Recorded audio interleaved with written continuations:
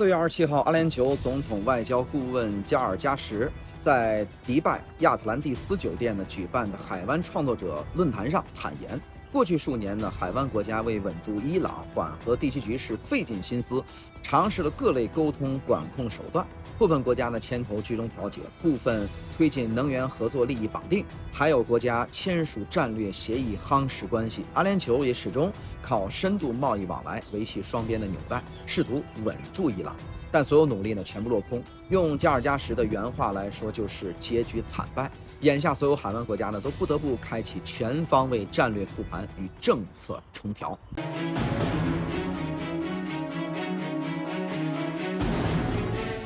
大家好，我是谢飞，欢迎来到今天的谢飞观察，希望各位点关注。我们开始今天的话题啊。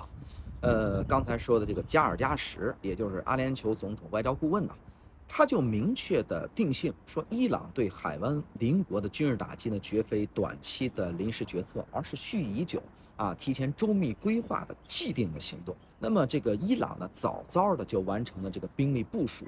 防御工事修建以及武装力量的调配。那表面上是和这个周边邻国握手言和，维系这个睦邻假象，背地里却持续的整军备战，这个蓄意反击。那冲突导火索是始于2月28号这个美以对伊朗发动的联合军事打击。那首天就打击了伊朗超过2000个目标。伊朗的最高领袖哈梅内伊在此次的空袭当中遇害。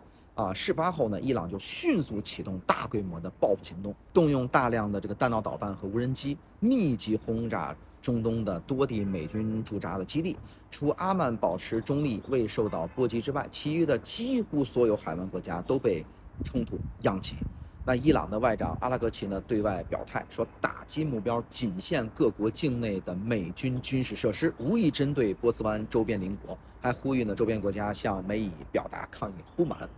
但是这个伊朗内部的立场是严重割裂。3月初伊朗总统曾向邻国致歉，承诺停止针对邻国的相关的袭击。那这个话音刚落，就被伊朗议长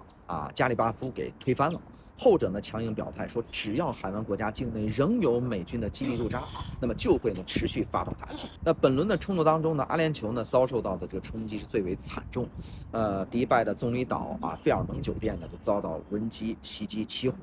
帆船酒店因为这个防空拦截碎片引发火情。哈利法塔周边出现无人机活动的这个踪迹。迪拜国际机场遭袭受扰。这个阿布扎比的萨拉姆海军基地的仓库被炸损毁，就连亚马逊云当地这个数据中心也遭到袭击，断电瘫痪。阿联酋的空军的统计数据显示，截止到3月8号已经拦截了1340余架无人机、8枚的巡航导弹以及221枚的弹道导弹。那到了这个3月24号阿联酋国防部更新数据，拦截导弹增至370枚，无人机达到1800架。冲突已经造成了2名的阿联酋军人、1名的摩洛哥军方承包商殉职，10名平民遇难，超过220人受伤。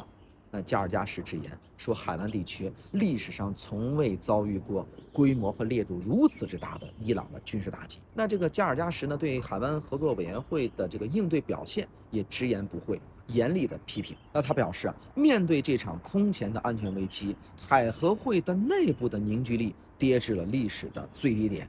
政治的协同、军事联动均远未达到预期的成效。阿拉伯联盟的反应软弱早已在预料之中但是海合会内部的形同散沙，着实超出他的预期。目前海湾国家阵营明显的这个分化。阿联酋巴林态度强硬，主张强化集体防务，统一采取强硬的应对行动。沙特、卡塔尔等国则倾向外交斡旋降温，全力避免冲突持续升级。那分析人士称海湾各国的这个战略大方向基本一致，但是战术执行和应对路径各有盘算，分歧明显。信任彻底崩塌是加尔加什反复强调的核心观点。他坦言，阿联酋与伊朗的这个双边信任已经完全的破裂，想要修复至少需要数十年时间。那对于伊朗外长释放的这个睦邻友好的这个客套的表态，他全然不屑，认为仅凭几句外交的说辞无法抹平冲突带来的实质性的这么一种伤害。